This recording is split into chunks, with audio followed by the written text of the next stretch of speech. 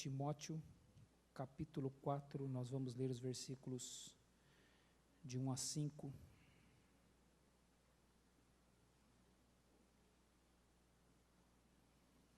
Segunda carta do apóstolo Paulo a Timóteo, capítulo 4, versículos de 1 a 5. Eu vou ler na minha versão, revista e atualizada, e você, por favor, acompanhe na sua Bíblia. Está escrito assim: Conjuro-te perante Deus e Cristo Jesus, que há de julgar vivos e mortos, pela sua manifestação e pelo seu reino. Prega a palavra, insta, quer seja oportuno, quer não. Corrige, repreende, exorta com toda longanimidade e doutrina, pois haverá tempo em que não suportarão a sã doutrina, pelo contrário, cercar-se-ão de mestres segundo as suas próprias cobiças, como que sentindo coceira nos ouvidos, e se recusarão a dar ouvidos à verdade, entregando-se às fábulas. Tu, porém, sê sóbrio em todas as coisas, suporta as aflições, faze o trabalho de evangelista, cumpre cabalmente o teu ministério. Nós temos estado aos domingos observando esta carta, estudando ela, ouvindo mensagens baseadas nesta carta, desde o mês de fevereiro desse ano aqui, e é por isso que estamos nessa passagem aqui no capítulo 4 de 2 Timóteo, e nós temos aprendido, temos refletido aqui, temos conhecido o apóstolo Paulo, temos de uma certa forma criado uma intimidade com ele, por saber tudo que estava no coração dele, ao contemplarmos estas palavras que foram escritas por ele, suas últimas palavras. Alguém disse que as últimas palavras de um homem refletem o coração desse homem, aquilo que ele é de fato. E aqui nós temos tido um conhecimento, nós temos tido uma percepção de quem foi este homem, o apóstolo Paulo, o apóstolo dos gentios, um homem que fez um trabalho enorme, obviamente pela graça de Deus, como ele mesmo disse em 1 Coríntios, no capítulo 3, que foi pela graça de Deus que ele fez o que ele fez. Mas olhando a olhos humanos, esse homem fez uma obra enorme, uma grande obra nos seus dias pelo Império Romano. Por ter sido um cidadão romano, ele tinha acesso, ele podia viajar pelo Império Romano, e então ele teve uma estratégia de ir às grandes cidades do Império Romano, e naquelas cidades plantar igrejas, estabelecer a igreja de Cristo Jesus, e ele teve um amor muito grande pelas almas perdidas, era seu desejo que pessoas fossem salvas. Ele teve um amor muito grande por sua própria nação, o povo de Israel. Ele era um judeu da tribo de Benjamim, ele havia sido um fariseu, criado na lei de Israel, obediente à lei de Deus. Ele diz que quanto à lei de Deus ele era irrepreensível, mas quando ele conheceu a Cristo, ele considerou tudo aquilo que para ele tinha tanta vantagem, tanto lucro, ele considerou tudo como perda, ele considerou como algo descartável, porque ele conheceu a Cristo Jesus, e o seu desejo então era que a sua própria nação também conhecesse e reconhecesse Cristo como seu Salvador, e ele teve tanto amor por sua nação, que em Romanos capítulo 9, ele vai dizer que se possível fosse, ele daria a sua própria salvação, para que os seus compatriotas, seus irmãos pudessem ser salvos. Então nós vamos conhecendo o apóstolo Paulo, vamos percebendo tudo que quem ele era e todo o desejo que ele tinha de servir a Deus, e ele o fez até o final de sua vida, e nós temos contemplado aqui as últimas palavras dele, suas últimas recomendações para Timóteo, são palavras de fato tomadas de emoção, e do desejo que ele tinha de que a igreja de Cristo Jesus continuasse firmada no Evangelho. Então ele está aqui no final do seu ministério, ele está terminando o seu trabalho, e o seu último ato é encorajar Timóteo, como nós temos visto, para que Timóteo continuasse firmado, estabelecido na verdade. Ele está prestes a morrer, ele sabe que daqui a um tempo ele vai morrer, mas ainda assim ele tinha esperança de encontrar Timóteo mais uma vez, antes da sua morte. No próprio capítulo 4 ele vai falar isso, que ele tinha a expectativa de encontrar Timóteo, é o que tudo indica, ele não encontrou. ele morreu antes de ter esse último encontro pessoal com Timóteo. Mas ele sabe aqui que ele está prestes a morrer, e a sua preocupação, como nós temos visto, é com o futuro da igreja. Seu desejo era garantir que os crentes continuassem ouvindo a verdade do Evangelho, e ele desejava que Timóteo fizesse esse trabalho, que Timóteo continuasse a obra que ele havia começado, que Timóteo terminasse o seu ministério também, assim como ele estava terminando o seu. Então Paulo está aqui passando o bastão para Timóteo. Ele cumpriu a sua parte na corrida, e agora ele está passando para que Timóteo pegue o bastão e cumpra a sua parte na corrida. Então são suas últimas palavras para o seu filho na fé, o seu desejo que Timóteo se mantivesse firme na pregação do Evangelho. E era urgente que Timóteo fizesse isso, e é por isso que tem essa carta, porque ele tinha a expectativa de encontrar-se com Timóteo pessoalmente, mas ele sabia que a carta chegaria mais rápido do que seu encontro pessoal com Timóteo. Então ele enviou essa carta para Timóteo, para que Timóteo recobrasse ânimo e pudesse continuar a pregação do Evangelho. Então, mesmo com a esperança de encontrar Timóteo, ele se adianta e ele envia essa carta para o seu filho na fé. E obviamente Deus estava nesse processo, né? Deus estava cuidando disso. O principal propósito de Deus para a vida do apóstolo Paulo não era que ele encontrasse com Timóteo pessoalmente. O principal propósito de Deus naquele momento para Paulo era que Paulo escrevesse essa carta para Timóteo. Esse era o principal propósito de Deus. Às vezes o desejo dele, se ele pudesse escolher, certamente ele queria estar falando essas palavras para Timóteo pessoalmente, não por uma carta. Talvez se você pudesse perguntar para Paulo o que ele preferiria encontrar-se com Timóteo pessoalmente, abraçar seu filho na fé e encorajar pessoalmente seu filho na fé. Mas como ficaríamos nós, se isso tivesse acontecido? Como é que nós ficaríamos? Se Paulo tivesse se encontrado com Timóteo pessoalmente, tivesse dito verbalmente apenas essas palavras e não tivesse escrito, como é que nós ficaríamos? Nós não teríamos essas palavras. Então veja que Deus estava naquele processo. Deus usou o apóstolo Paulo para escrever, porque Deus queria preservar aquilo que Paulo tinha para dizer a Timóteo de uma forma escrita. Deus queria preservar isso para as gerações futuras, para o seu povo no futuro. E era interesse de Deus, quando o apóstolo Paulo estava escrevendo estas palavras para Timóteo, era o interesse de Deus que você soubesse disso. Era o interesse de Deus que você tivesse acesso a estas palavras inspiradas por Deus no apóstolo Paulo para que ele escrevesse. Deus estava cuidando de você quando ele inspirou o apóstolo Paulo a escrever aquela carta para Timóteo. Ele queria que nós tivéssemos acesso a essa carta, que nós soubéssemos do apóstolo Paulo, que nós soubéssemos da vontade de Deus para a vida dele e de Timóteo. Então Deus estava nesse processo. A carta não era para Timóteo apenas, a carta era para toda a igreja a partir de Paulo, a partir da geração do apóstolo Paulo.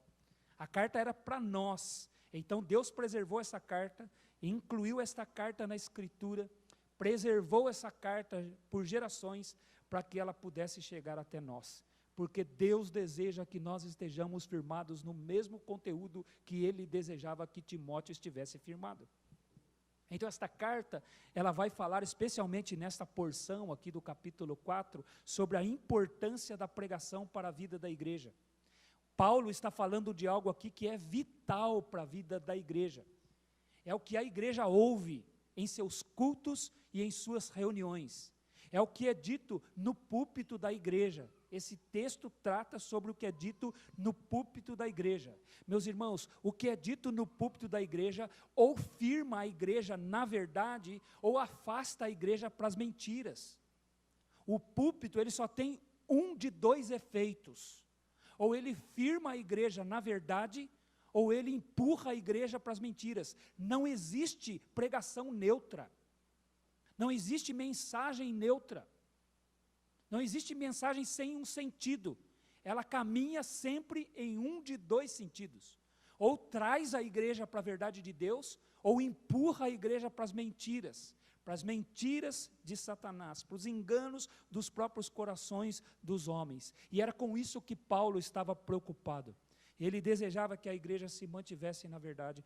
Por isso são palavras importantes, são palavras solenes. O que nós aprendemos com estas palavras do apóstolo Paulo é que aqueles que pregam, aqueles que são chamados para pregar o evangelho, eles devem manter-se perseverantes numa pregação bíblica.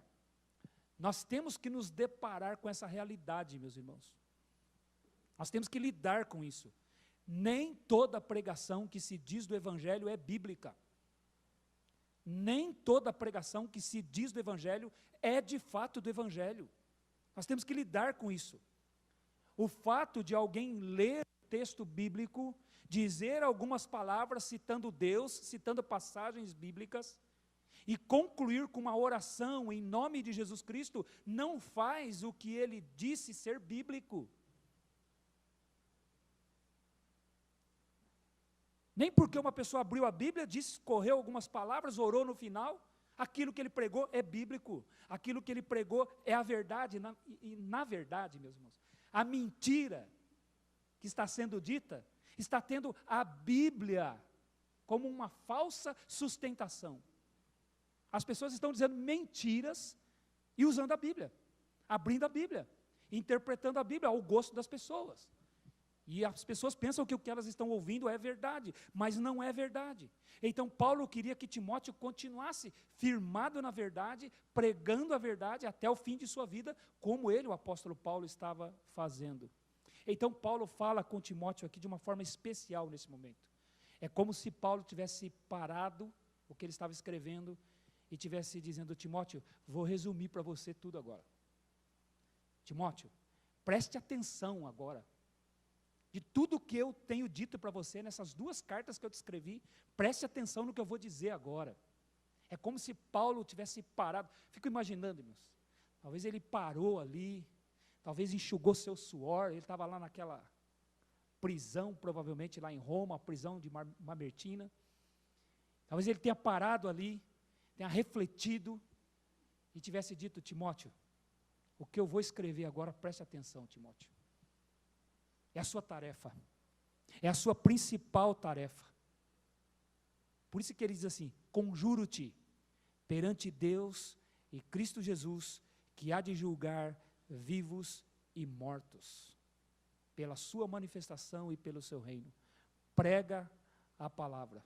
Então o que ele lembra a Timóteo: Timóteo, o que eu estou dizendo para você é que o seu ministério como um pastor, o seu ministério como um pregador do evangelho, o seu ministério como alguém que ensina as ovelhas de Cristo Jesus, o rebanho de Cristo Jesus, ele está sendo desenvolvido diante de Deus.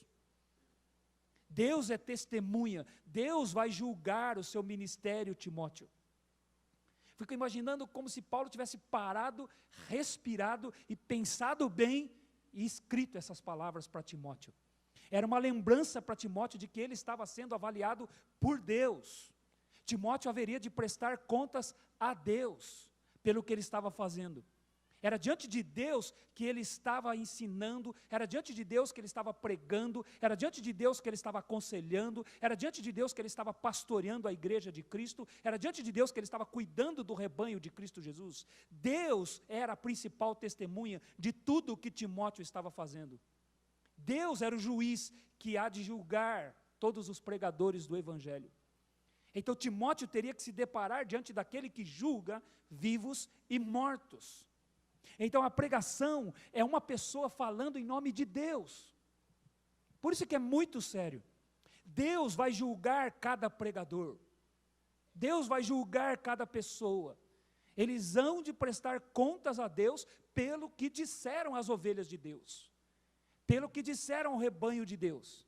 Então a primeira razão para pregar a verdade não são as pessoas que estão ouvindo.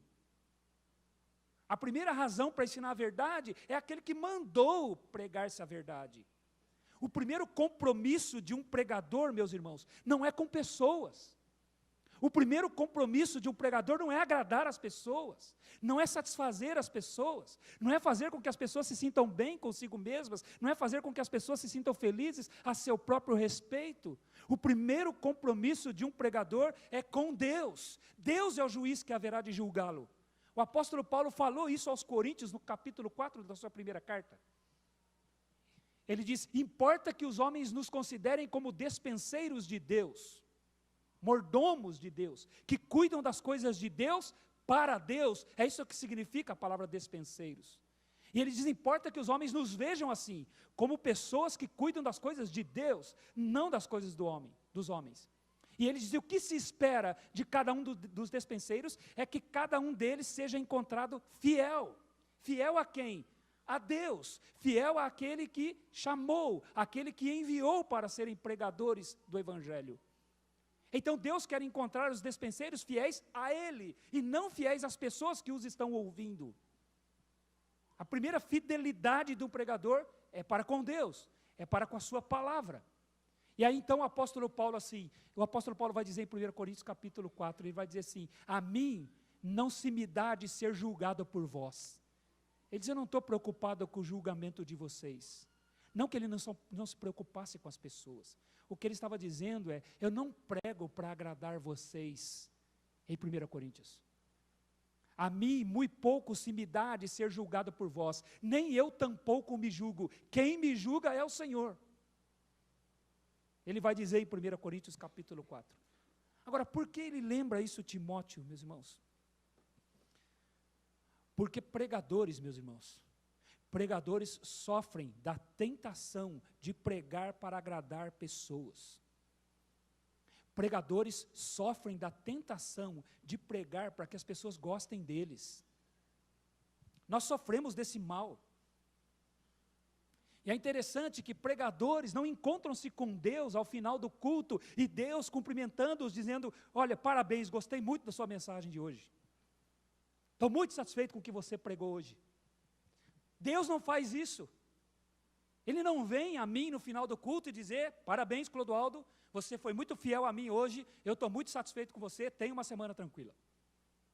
Mas pessoas fazem isso. Pessoas chegam a nós no final do culto e dizem: estou muito satisfeito, obrigado pela sua mensagem, estou muito feliz, e isso infla o nosso ego. Então pregadores são tentados a pregar para agradar pessoas. Eles sofrem desse mal e eles se esquecem que quem está julgando eles não são as pessoas, é Deus quem vai julgá-lo. É Deus que vai tratar com eles. Mas eles se esquecem, nós nos esquecemos disso. Então nós somos tentados a buscar a satisfação das pessoas, a sermos populares entre as pessoas. Quem não gosta de sucesso, meus irmãos? Como a gente quer sucesso? Agora perceba o que os homens consideram uma pessoa de sucesso. Chega nessa época do ano assim, geralmente sai lista, né? No começo do ano, das pessoas mais influentes do mundo. Você vai ver cada pessoa, irmãos, que são julgadas pessoas de sucesso e pessoas influentes, cujo caráter, meus irmãos, não é digno nem de ser mencionado. Porque sucesso, meus irmãos, não significa excelência. Popularidade não significa excelência. Pelo contrário, popularidade muitas vezes significa falta de excelência. E Deus quer excelência e não popularidade. Mas pregadores sofrem disso. Eles querem ser populares. Nós queremos que as pessoas gostem de nós. Queremos que as pessoas nos aplaudam e reconheçam o nosso trabalho. E aí Paulo diz para Timóteo: Timóteo, não é perante as pessoas que você exerce o seu ministério, é perante Deus que há de julgar vivos e mortos. Quando nós falamos para agradar a Deus, para sermos fiéis a Deus, meus irmãos, aqueles que amam a Deus, que amam a verdade, vão ser gratos pelo que ouviram.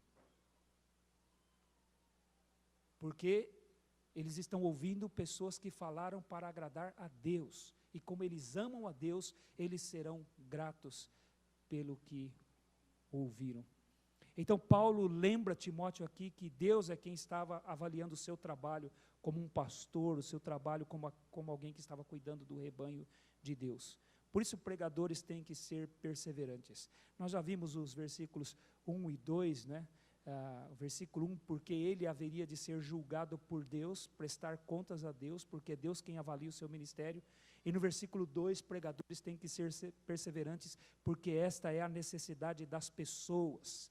Paulo diz para Timóteo, prega a palavra, insta nela, quer seja oportuno, quer não, repreende, exorta, corrige,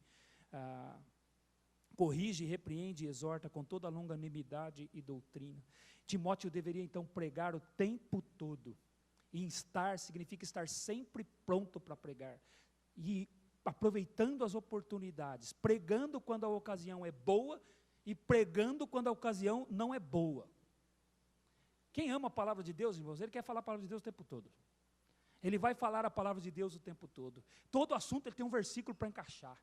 Todo assunto ele tem um princípio bíblico para aplicar, porque a palavra de Deus está no coração dele. Então ele lembra Timóteo, fale a palavra de Deus o tempo todo. Há épocas, Timóteo, em que vai ser fácil você falar a palavra de Deus, pregue. Mas haverá épocas, Timóteo, em que não será fácil você pregar a palavra de Deus, então pregue. Pregue o tempo todo. Nos tempos fáceis e nos tempos difíceis, pregue a palavra de Deus. Então Timóteo deveria pregar em todas as épocas, em todas as circunstâncias. Sua mensagem não deveria mudar de acordo com a época, é isso que ele está dizendo. Quando for fácil você pregar a verdade, pregue, porque haverão pessoas dispostas a ouvir, haverão pessoas que amam a verdade, haverão pessoas que creem na verdade. Então você vai falar a verdade para elas num ambiente favorável. Mas haverá épocas, Timóteo, em que não vai ser favorável. Não mude a sua mensagem. Não queira tornar favorável. Simplesmente pregue a verdade. Por quê? Porque é isso que as pessoas precisam em todas as épocas. Em épocas fáceis e em épocas difíceis, as pessoas precisam da verdade. E o que Timóteo deveria fazer? Repreender com a autoridade da palavra de Deus. Corrigir pessoas com a sua pregação. É o que ele diz. Repreende, corrige, exorta com toda a longanimidade e doutrina. Seja paciente, ensine o tempo todo. Porque é o que as pessoas precisam. O caráter de uma igreja, meus irmãos, é formado pela pregação. A igreja pode ter uma boa administração, a igreja pode ter várias frentes de ministérios, trabalhos sociais, ela pode ter uma série de atividades, mas o caráter de uma igreja é formado pela pregação. A pregação é uma coisa vital para a vida da igreja. Por isso Paulo estava preocupado com que Timóteo pregasse a palavra de Deus. Nós influenciamos as pessoas pelo que falamos, e as pessoas são influenciadas pelo que ouvem. E a pregação, então, forma o caráter espiritual da igreja, e as pessoas precisam da verdade da palavra de Deus. Então, pregadores têm que ser perseverantes, porque haverão de prestar contas a Deus. Pregadores têm que ser perseverantes, porque é a necessidade das pessoas ouvirem a palavra de Deus. Agora, terceiro, meus irmãos, pregadores têm que ser perseverantes, porque esta é a forma de combater as mentiras. É o que o apóstolo Paulo diz no versículo 3. Pois haverá tempo em que não suportarão a sã doutrina. Pelo contrário, cercar-se-ão de mestres segundo as suas próprias cobiças, como que sentindo coceira nos ouvidos. Versículo 4, se recusarão a dar ouvidos à verdade, entregando-se às fábulas. Aqui, meus irmãos, é uma profecia. Aqui o Espírito Santo está usando o apóstolo Paulo para profetizar algo a respeito do futuro da igreja. 3 vezes nestas 2 cartas o apóstolo Paulo fez isso. Ele já havia feito uma profecia sobre o futuro da igreja, era futuro para o apóstolo Paulo. Na primeira carta, no capítulo 4, volte às páginas da sua Bíblia, por favor, para 1 Timóteo, capítulo 4. Aqui, o Espírito Santo havia afirmado algo sobre o futuro da igreja, sobre o contexto que a igreja encontraria pela frente, na sua caminhada neste mundo aqui. No capítulo 4, versículos 1 e 2, o apóstolo Paulo afirma: dizendo que o Espírito Santo afirma.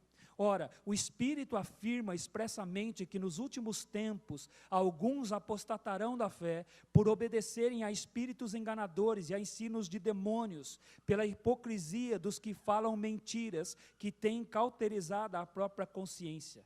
Pessoas deixariam a verdade e dariam ouvidos a pregadores de mentiras. Ao longo da história da igreja, meus irmãos, nós temos observado isso acontecendo. Nós temos observado o cumprimento dessa profecia. Nós temos assistido pessoas abandonando a fé, pessoas abandonando a verdade bíblica e voltando-se para as mentiras que se alastram dentro das igrejas. Então ele afirma aqui, e nós estamos assistindo isso se cumprindo. Era uma profecia. A segunda profecia que o apóstolo Paulo faz, uma palavra que fala de algo que ainda estava por se cumprir na história da igreja, está no capítulo 3 de 2 Timóteo.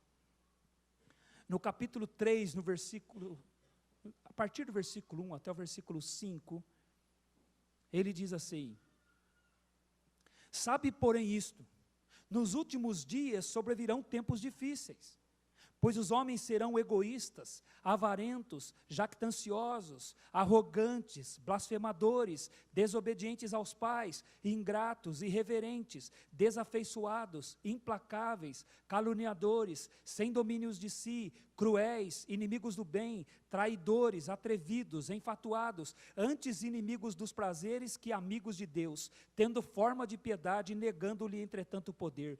Foge também destes. Então Paulo alerta Timóteo, e Deus nos alerta, de que o que vamos encontrar pela frente são homens assim, homens egoístas, pessoas que deixam se levar por seus próprios desejos egoístas. O egoísmo é que tornaria a vida da igreja difícil. Nós lembramos disso quando vimos essa passagem.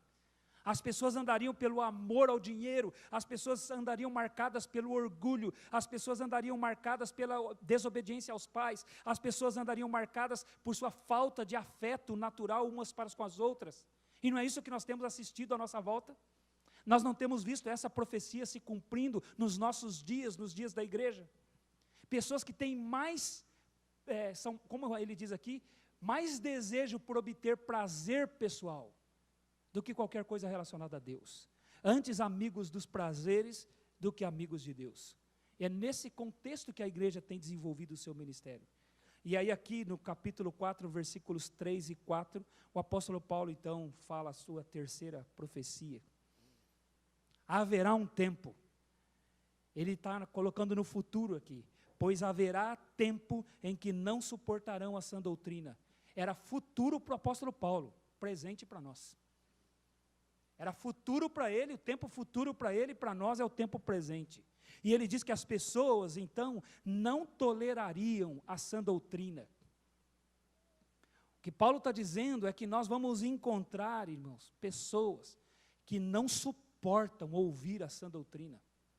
Ele diz para Timóteo: Timóteo, prega, justamente porque você vai encontrar pessoas que não querem ouvir.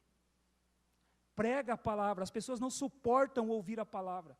A palavra sã aqui, irmãos, quando ele diz não suportarão a sã doutrina, essa palavra aqui fala de uma doutrina pura, de uma doutrina sem contaminação, de um ensino puro da palavra de Deus.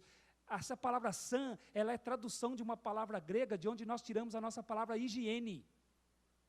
O que é higiene? Higiene significa pureza. Higiene significa sem contaminação. A palavra sã aqui é de onde nós tiramos, no grego, obviamente, é de onde nós tiramos a nossa palavra higiene, que significa livre de contaminação. E o que o apóstolo Paulo está dizendo? Que as pessoas não tolerariam uma doutrina pura. As pessoas não vão querer ouvir uma mensagem que é fiel à palavra de Deus, sem contaminação, sem as mentiras misturadas com a verdade. Elas não iam querer mais algo saudável. Elas iam querer algo impuro. Elas não iam querer algo que fizesse uma higiene na sua vida espiritual. Elas não querem isso. Agora, por que as pessoas se recusariam a dar ouvidos à verdade?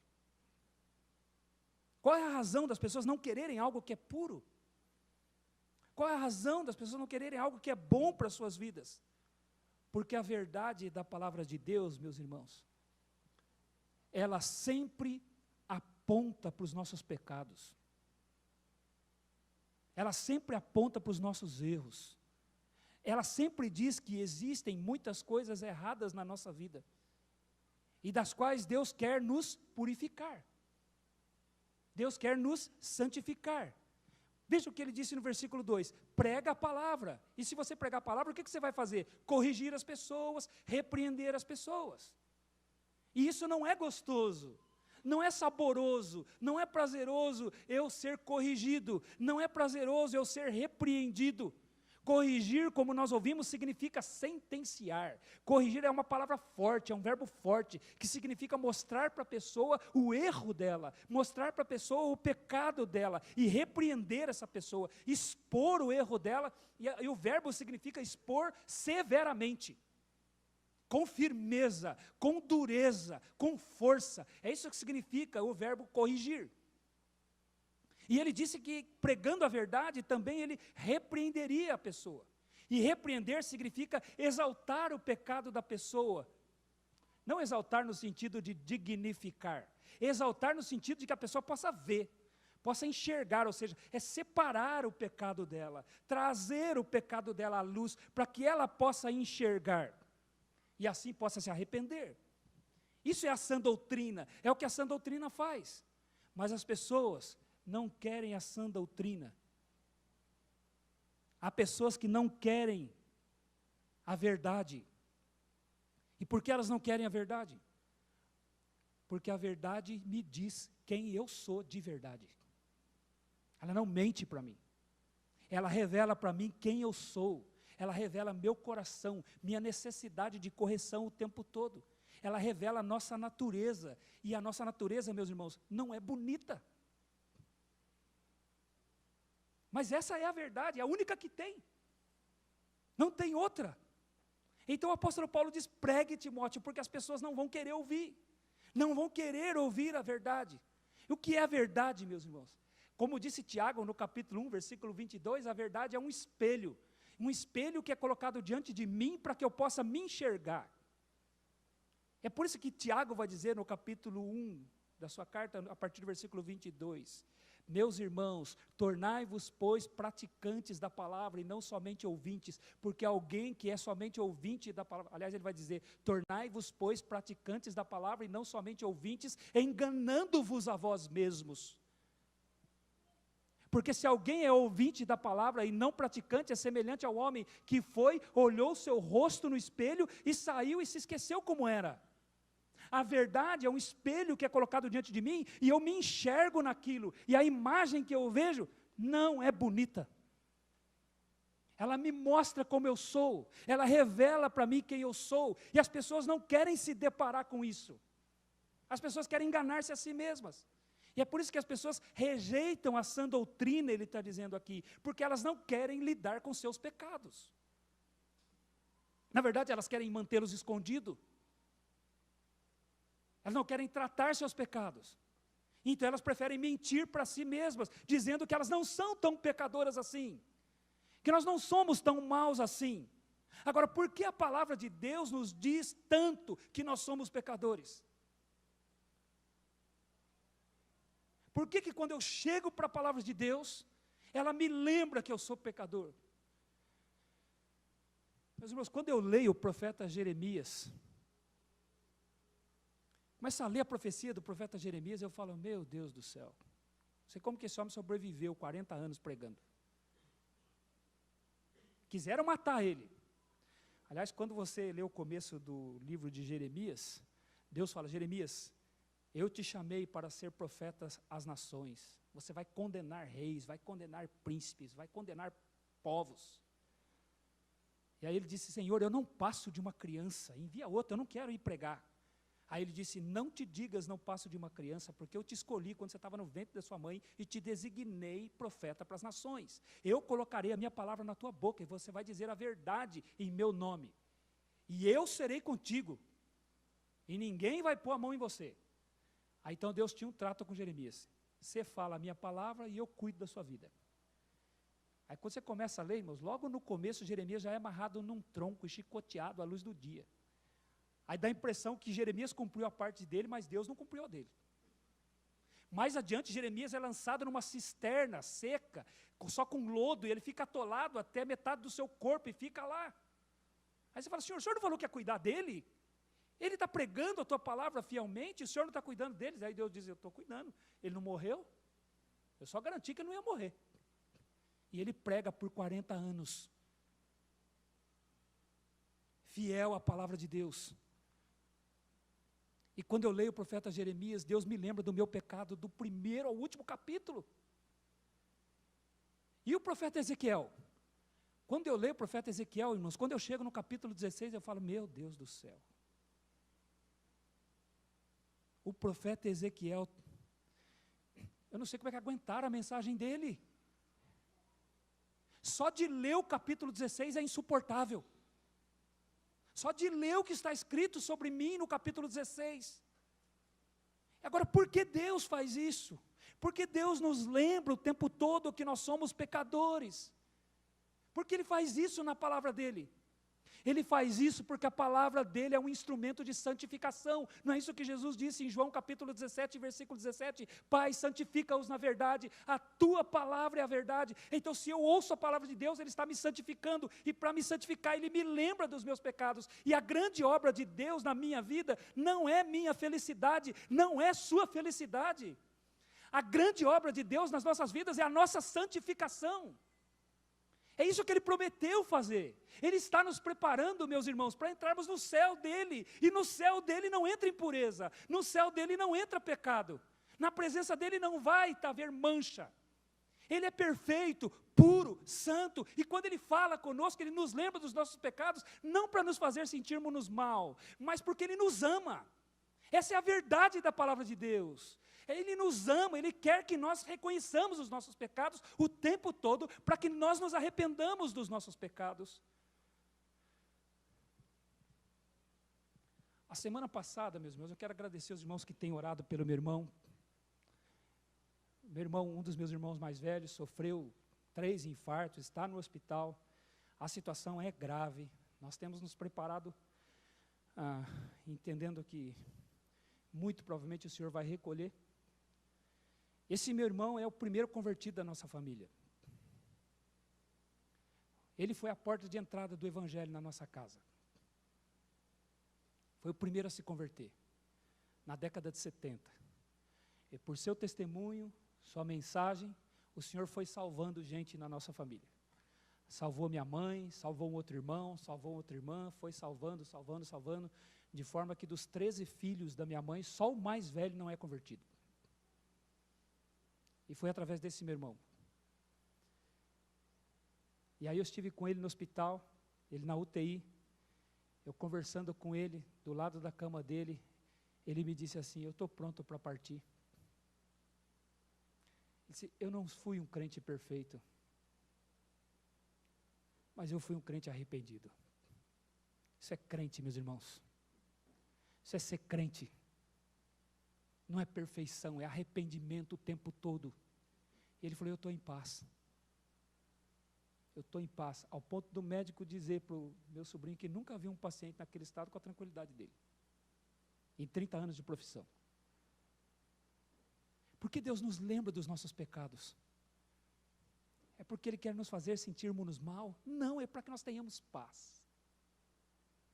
E de onde vem a paz? Vem do arrependimento. De viver uma vida arrependida.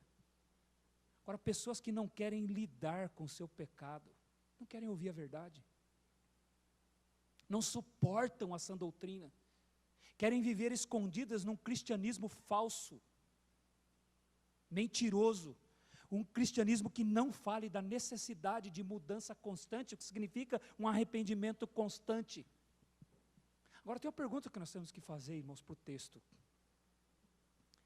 Quem são as pessoas que rejeitariam a verdade que o apóstolo Paulo está dizendo aqui? A quem ele está se referindo quando ele diz prega?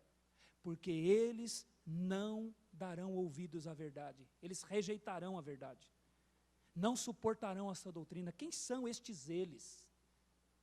Quem são essas pessoas? De quem o apóstolo Paulo está falando aqui? Talvez você, pastor, são aquelas pessoas do mundo, né? Aquelas pessoas que estavam fora da igreja. São essas pessoas que ele está falando. Mas deixa eu dizer para você, não são essas pessoas. Porque o mundo sempre se recusou a ouvir a sã doutrina. O mundo nunca gostou de ouvir a verdade.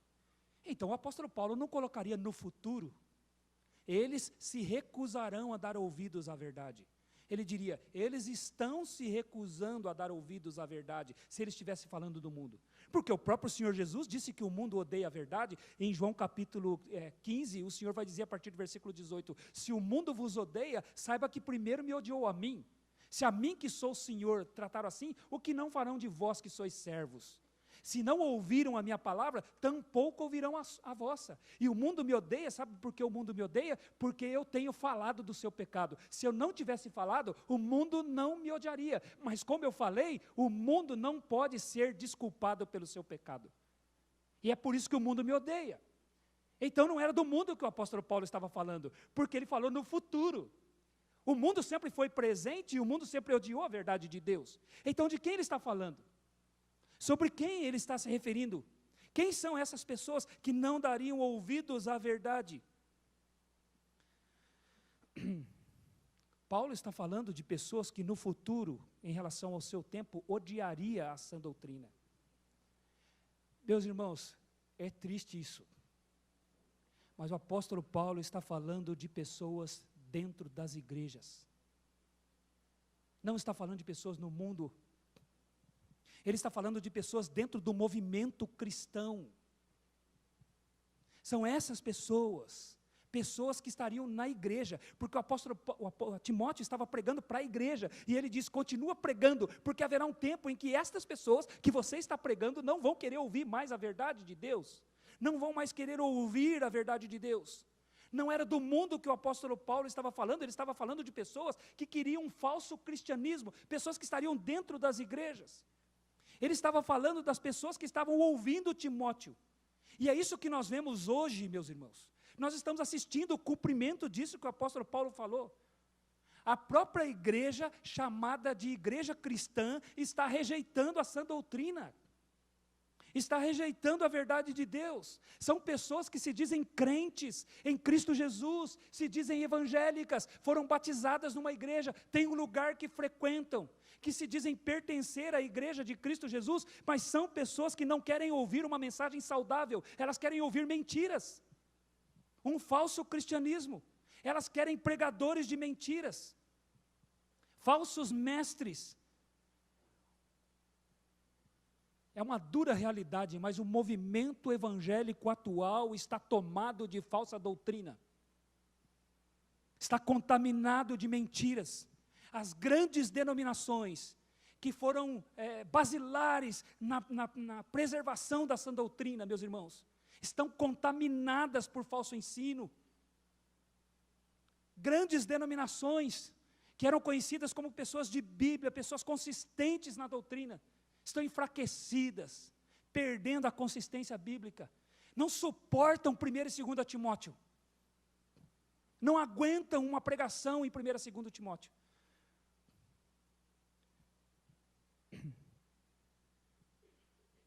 Eu li uma mensagem de 1988, de John MacArthur, há quase 30 anos atrás. E ele disse assim, entre em alguns lugares e durante 2 semanas, pregue a verdade. E talvez você não consiga permanecer lá 2 semanas, te expulsem antes. É o que nós estamos contemplando, irmãos. A falta de exatidão da palavra de Deus, a falta de confronto, são mentiras, mentiras, mentiras. Com Bíblia aberta, falando de Deus, orando em nome de Jesus, mas são mentiras. Falsas doutrinas. Era essa a profecia do apóstolo Paulo, que ele falou que nós estamos assistindo se cumprir nos nossos dias. E o que essas pessoas então fariam, ele disse? Ele disse que elas cercar-se-iam de mestres segundo as suas próprias cobiças, como que sentindo coceira nos ouvidos. E o verbo cercar-se aqui, irmãos, quando ele diz no versículo 3 aqui, cercar-se-ão de mestres. Esse verbo cercar aqui, ele significa amontoar, acumular, empilhar. Sabe o que isso significa? Significa que eles encontrariam falsos mestres aos montes. Tem bastante. Tem muitos pregadores de mentiras. Agora, por que essas pessoas fariam isso? Porque elas seguiriam seus próprios desejos, suas próprias cobiças, ele diz. A palavra cobiça aqui significa desejo profundo, anelo, anseio, um querer profundo. Então são pessoas dentro das igrejas, mas que têm um desejo profundo, e um desejo por ouvir mentiras. E aí eles vão encontrar aos montes. Isso é tão exemplificado na Bíblia, meus irmãos. Quando você lê 1 Reis, capítulo 22, o rei Acabe vai sair para uma batalha, num lugar chamado Ramote Gileade, e ele recebe a visita do rei Josafá.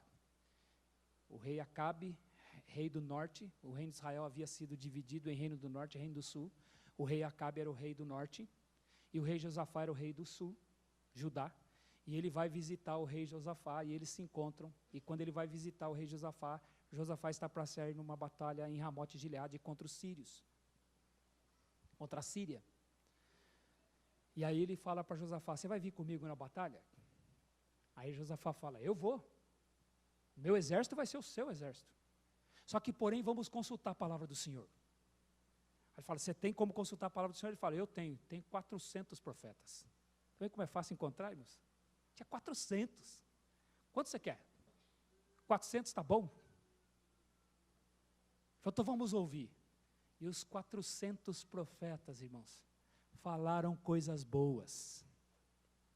Cerca de 400 profetas falaram o que Acabe queria ouvir. Ele perguntou para eles: devo eu ir na batalha contra os sírios? Pode ir, porque o Senhor já te entregou nas tuas mãos. Vai firme. Só que o rei Acabe, o rei Josafá era sábio. Ele escutou aquilo, 400 profetas falando a mesma coisa, e tudo coisa boa. Como ele estava acostumado a ouvir a verdade de Deus, ele falou assim: não, a verdade de Deus não é assim. Ele falou: tem mais algum profeta aí que a gente possa ouvir? Tem mais algum? Aí o rei Acabe falou: tem um aí, rapaz, mas eu não gosto de ouvir ele. Mas por que você não gosta? Ele nunca fala de mim o que é bom, ele só fala de mim o que é ruim. Era verdade. A verdade de Deus é assim, ela não fala de mim o que é bom, ela fala de mim o que é ruim. Eu não quero ouvir esse profeta, esse não. Aí o rei Josafá fala: não faça assim, vamos ouvir ele.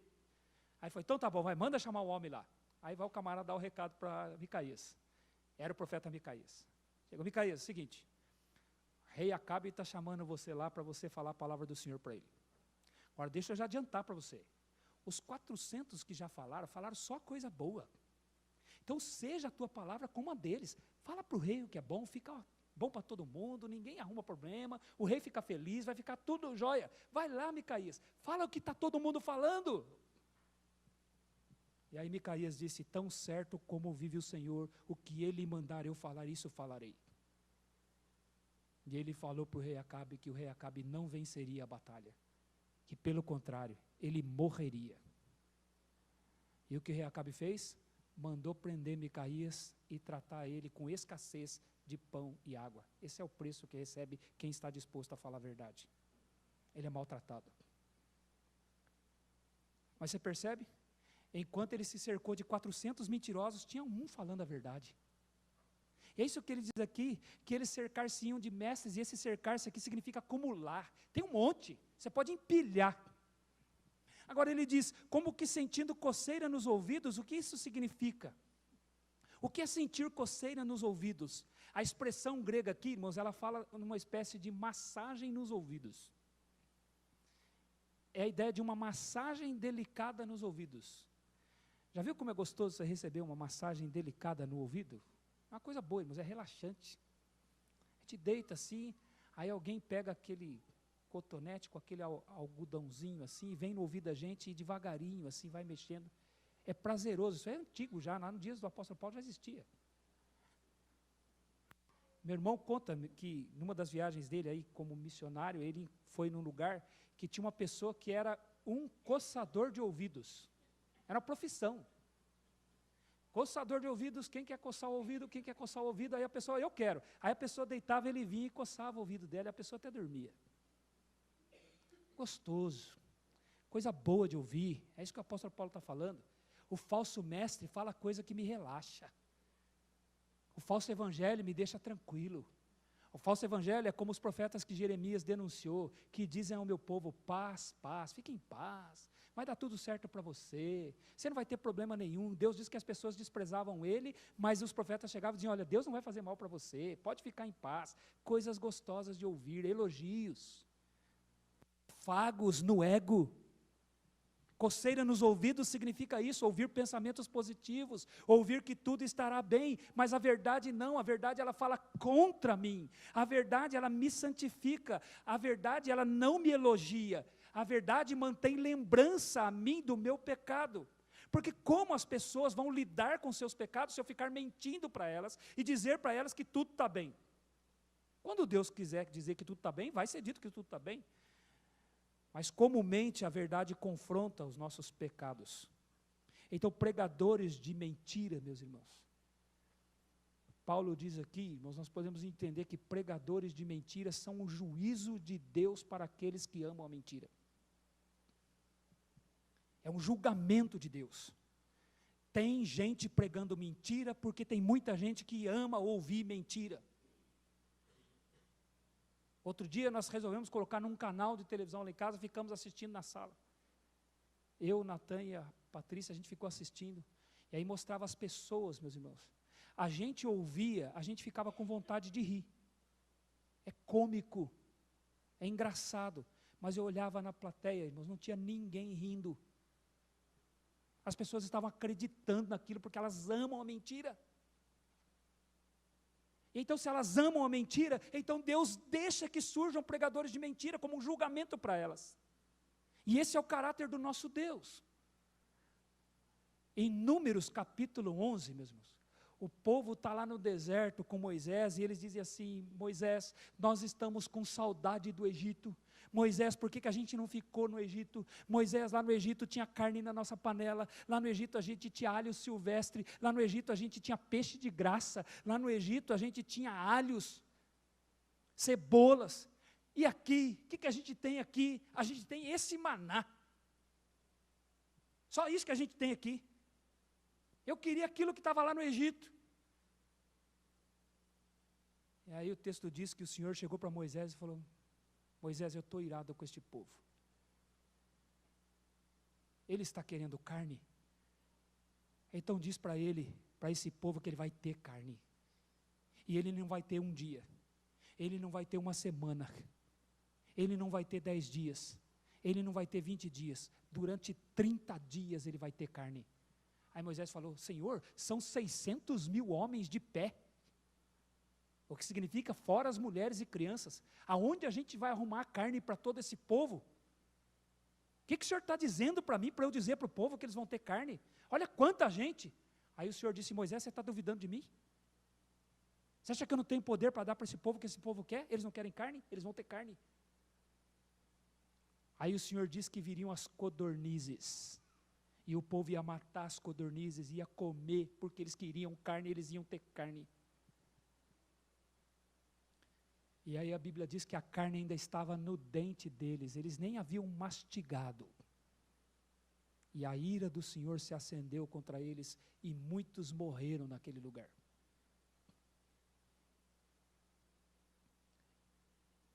E eles deram um nome para aquele lugar.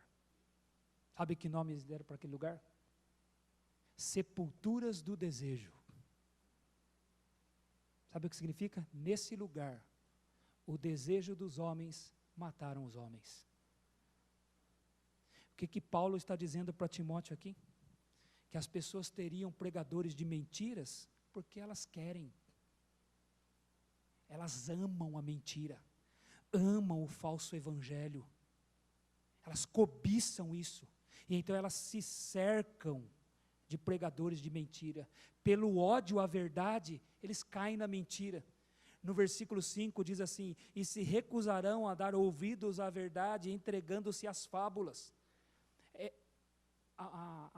O verbo aqui, meus irmãos, ele ele nos ensina, ele nos ajuda a entender.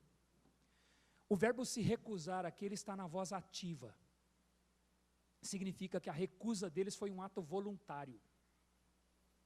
É um desejo, é uma atitude. Eles se recusaram. Mas o verbo entregar-se às fábulas, ele está na voz passiva. Ou seja, não foi uma atitude deles, foi o resultado da primeira atitude.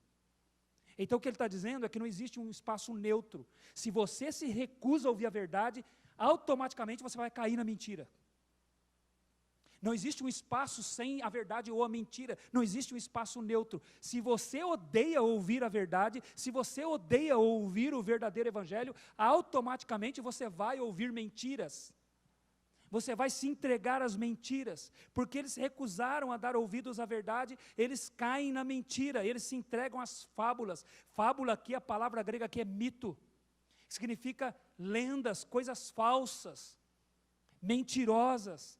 A rejeição em ouvir a verdade que confronta pecados, leva a pessoa a cair nas mentiras, e a ouvir as mentiras.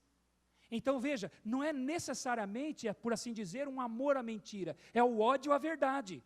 Mas como odeiam ouvir aquilo que os lembra do pecado, eles caem nas mentiras, eles vão parar nas mentiras. É o resultado natural. Então as pessoas iam procurar esses falsos mestres que falam o que elas desejavam ouvir, porque elas não queriam a verdade, elas queriam ser enganadas. É o que diz Jeremias. Jeremias capítulo 17, versículo 9, vai dizer: enganoso é o coração e desesperadamente corrupto, quem o conhecerá? O que ele está dizendo é que um coração humano, ele deseja ser enganado. A palavra enganoso significa que ele engana e quer ser enganado. Então as pessoas querem ser enganadas, e por isso Deus permite que elas ouçam mentiras, ouçam falso evangelho. Meus irmãos,